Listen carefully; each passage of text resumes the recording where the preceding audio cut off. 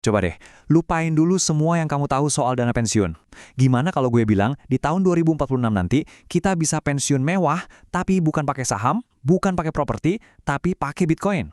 Ini bukan nasihat keuangan ya, tapi ini adalah sebuah cetak biru radikal yang bisa jadi mengubah masa depan finansial kita semua. Yuk, kita bedah bareng-bareng.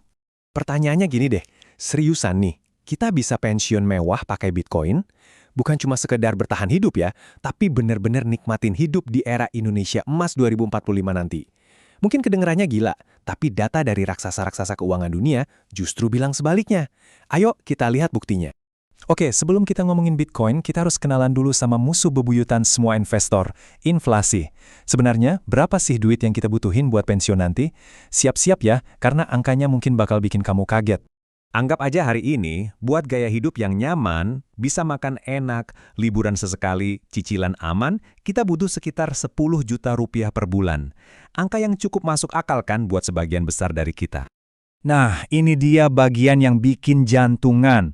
Dengan asumsi inflasi yang moderat aja, sekitar 3% per tahun, dalam 20 tahun lagi, di tahun 2046, gaya hidup yang sama itu bakal butuh 27 juta rupiah per bulan. Gila kan? Hampir 3 kali lipat. Kekayaan kita itu diam-diam digerogotin. Terus gimana cara kita ngelawannya? Nah, disinilah Bitcoin masuk ke dalam permainan. Tapi tunggu dulu. Buang jauh-jauh citra Bitcoin sebagai aset spekulasi yang liar. Kita bakal lihat Bitcoin dari kacamata yang beda. Sebuah aset yang udah mulai dewasa dan sekarang mainnya udah di liga para raksasa institusional. Dan ini buktinya, bukan cuma omong kosong. Lihat deh angka ini. 12% dari seluruh pasokan Bitcoin sekarang itu dipegang sama institusi dan korporasi raksasa. Waktu pemain sekelas BlackRock dan Fidelity udah ikutan masuk, ini bukan lagi sekedar investasi retail. Ini tuh sinyal kuat banget kalau Bitcoin udah jadi aset yang sah di mata para pengelola uang terbesar di dunia. Permainannya udah berubah total. Dan ini yang paling krusial buat kita sebagai investor jangka panjang. Data dari Fidelity nunjukin kalau volatilitas Bitcoin itu mulai jinak. Dulu, kita bisa lihat harganya anjlok sampai 86%.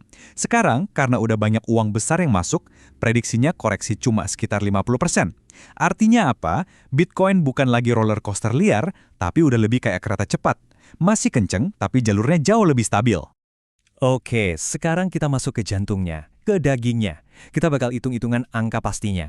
Berapa yang harus kita tabung, dan berapa target dana yang harus kita kumpulin biar bisa benar-benar mencapai kebebasan finansial.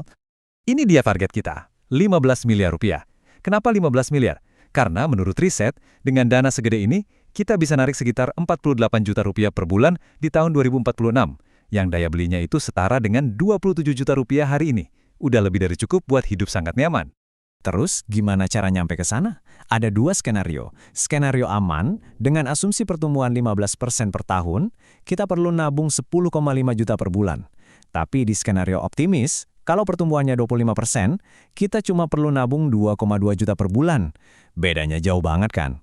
Ini nunjukin betapa gilanya kekuatan bunga majemuk di aset yang pertumbuhannya tinggi. Eits, ada kabar bagus lagi, semacam power up besar-besaran khusus buat kita para investor di Indonesia. Aturan pajak kripto kita baru aja dirombak total, dan ini, jujur aja, nguntungin kita banget sebagai investor jangka panjang. Coba deh lihat perubahannya. Dulu, tiap transaksi kita dipotong PPN plus PPh. Nah, mulai Agustus 2025, PPN yang berat itu dihapus. Kita cuma bayar PPh final yang super ringan, 0,21% dari nilai penjualan, tapi syaratnya kita harus pakai bursa lokal yang terdaftar. Ini bukan cuma efisiensi, ini bener-bener game changer yang bikin keuntungan kita jadi jauh lebih maksimal. Ngumpulin 15 miliar itu satu hal, tapi mempertahankannya pas kita udah deket-deket masa pensiun itu tantangan yang beda lagi. Sekarang kita bahas cara ngelindungin kekayaan yang udah kita bangun susah payah. Kuncinya itu ada di jendela 5 tahun terakhir. Lihat deh di timeline ini, perjalanan kita nggak berhenti pas targetnya tercapai. Justru mulai tahun 2041 kita masuk mode pengamanan. Kita mulai kurangin resiko pelan-pelan, bangun cash buffer, sampai akhirnya di tahun 2046, kita bisa pensiun dengan dana yang terlindungi dari gejolak pasar. Ini dia protokolnya dalam 3 langkah praktis. Pertama, bangun buffer. Siapin dana aman di kas atau SBN buat biaya hidup 2-5 tahun, jadi kita nggak perlu jual aset pas pasar lagi anjlok. Kedua, adopsi strategi bold, yaitu menyeimbangkan portofolio dengan Bitcoin dan emas. Bitcoin buat pertumbuhan, emas buat stabilitas. Ketiga, pasang guardrails atau pagar pengaman. Jadi jumlah penarikan dana kita tiap tahun disesuaikan sama kinerja aset, biar duitnya nggak habis di tengah jalan. Nah, jadi gitu dia keseluruhan blueprint-nya. Dari ngelawan inflasi, manfaatin pertumbuhan Bitcoin, dapat bonus pajak yang lebih enteng, sampai ngelindungin aset di masa tua. Ini semua bukan lagi sekedar teori, tapi sebuah rencana yang benar-benar bisa dieksekusi. Oke, mari kita rangkum dalam 5 langkah aksi yang jelas. 1. Pasang targetmu di 15 miliar. 2. Mulai nabung antara 2,2 juta sampai 10,5 juta per bulan. 3. Ini wajib, pakai bursa lokal biar pajaknya efisien.